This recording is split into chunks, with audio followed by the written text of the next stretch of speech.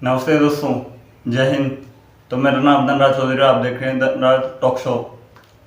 तो दोस्तों, जैसा कि आपको पता है कि जो आज पीएम नरेंद्र मोदी हैं वह अमेरिका पहुंच गए हैं और वहां पर उनका ज़बरदस्त भव्य स्वागत हुआ है। जो भारतीय संस्कृति है उन पर उनका स्वागत हुआ है, उसके द्वारा उनका स्वागत हुआ है। तो देखते हैं उन्होंने क्या कहा है वहाँ पहुँच।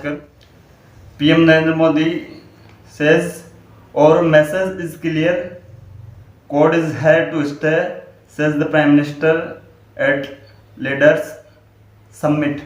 मतलब कि उन्होंने स्पष्ट कहा है कि तुम लोगों को चिंता करने की ज़रूरत नहीं है, क्योंकि कोड यहाँ पर है।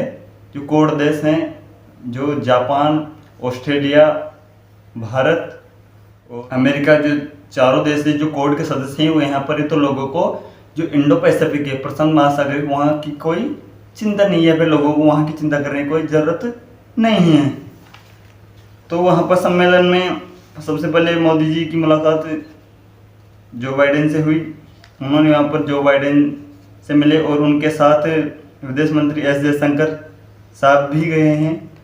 तो उनकी मुलाकात वहाँ पर बाइडेन साहब से हुई है। और वहाँ पर देखने की बात यह है कि जो डोभाल साहब हैं, जो हमारे एनएस डोभाल साहब, उनके साथ नहीं गए हैं। तो इन पर कई बातें हो रही है कि वो क्यों नहीं गए। हो सकता है पर उन्होंने केस किया इसलिए नहीं गए।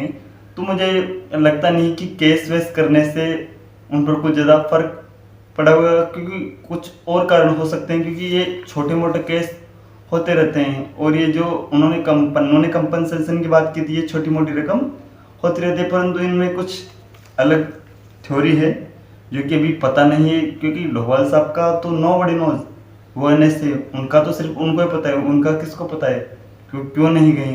परंतु इसमें ये स्पष्ट है कि अजीत डोभाल साहब जो कि एनएस से, वह नहीं गए हैं मोदी जी के साथ। सिर्फ और सिर्फ जो हमारे विदेश सचिव है और जो विदेश मंत्री है जयशंकर साहब, वही उनके साथ गए हैं। तो वहाँ पर दोस्तों मोदी जी ने कैंसर के लिए 7.5 मिलियन डॉलर की जो भुगतान राशि या फिर कंपनसेशन के लिए कहा है कि वो 7.5 मिलियन डॉलर कोड को जो कैंसर से लड़ने के लिए देंगे। तो उन्होंने 7.5 मिलियन डॉलर डोनेट किए हैं।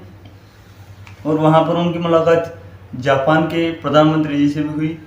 तो उन्होंने कहा है कि हम दोनों बायलैटरल रूप से, दोनों तरफ से जो भारत के मैत्रिक रिश्ते हैं और जो व्यापारिक रिश्ते हैं उनको मजबूत करेंगे। और ये मेरे हिसाब से लास्ट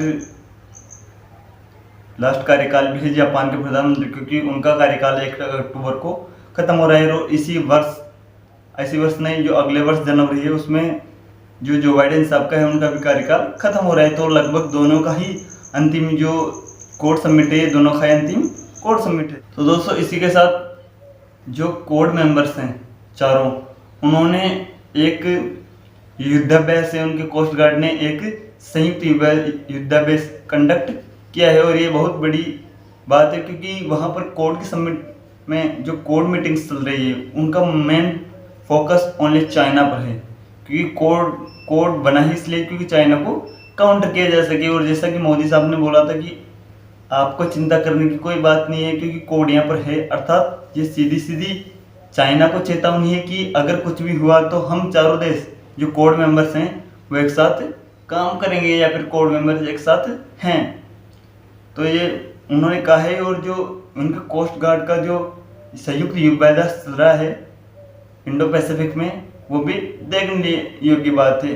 क्योंकि अमेरिका कोस्ट गार्ड ने तीनों देशों कोस्ट गार्ड का वेलकम किया है युद्धाभ्यास के लिए। तो ये दर्शनीय बात होगी कि कोड में आगे क्या होता है। तो हो सकता है वहाँ पर F-35 की बात कर दे मोदी जी अमेरिका से, F-35 या कुछ नई टेक्नोलॉजी की बात कर दे। क्योंकि मुझे लगता है कुछ लिए बिना तो वहाँ से आएंगे नहीं, मोदी जी लिए बिना कुछ आएंगे नहीं। फ्री में मोदी जी गए नहीं हैं, कुछ ना कुछ तो ये अमेरिका से लेकर आएंगे जो कि इंडिया के लिए बेनिफिशियल होगा। चाहे कोई कंपनी का बायलैटरल हो, चाहे F-35 की बात हो, परंतु वहाँ से कुछ ना कुछ मोदी जी लेकर जरूर आएंगे। तो दोस्तों, आज के लिए इतना ही। क्योंकि अब जैसे जैसे ये समिट आगे बढ़ेगा वैसे वैसे पता चलेगा कि मोदी जी क्या लेकर आएंगे। तो हम इसका अपडेट आप तक पहुंचाते रहेंगे। तब तक के लिए दीजिए इजाज़त। और जय हिंद, जय भारत, वंदे मातरम, भारत माता की जय।